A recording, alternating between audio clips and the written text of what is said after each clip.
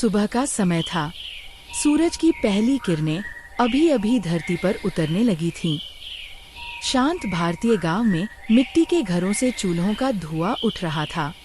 हर ओर एक सुकून भरी खामोशी थी।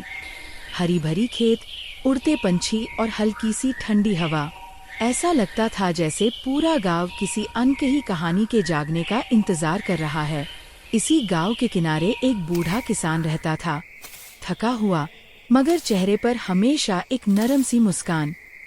एक पुरानी धोती, सफेद पगड़ी और मेहनत से बनी झुर्रियां उसके जीवन की असली कहानी कहती थी।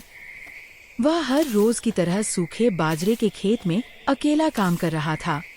धूप तेज थी, मिट्टी फट चुकी थी, लेकिन उसके मन में कोई शिकायत नहीं।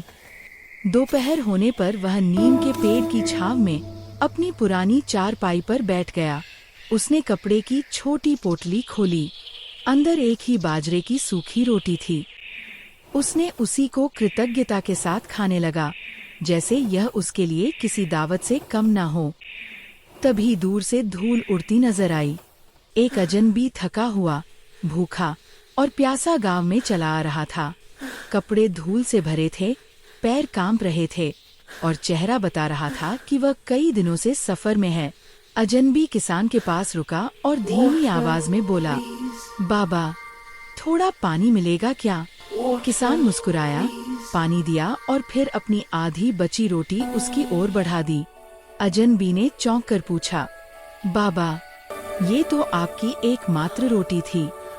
किसान ने शांत स्वर में कहा, बेटा, रोटी बांटने से कम नहीं होती, दिल बढ़ जाता है। अजनबी की आंखें भर आईं। उसने वह आधी रोटी कांपते हाथों से पकड़ ली।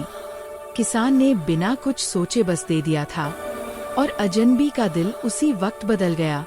शाम को जब किसान घर के बाहर बैठा था, तभी वही यात्री वापस लौटा, इस बार खाली हाथ नहीं।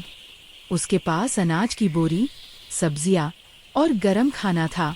वह किसान के सामने झुककर बोला, बाबा, आपकी आधी रोटी ने मेरा पूरा जीवन बदल दिया। किसान हैरान था, आंखें नम हो गईं। उसने अजनबी को गले लगाया।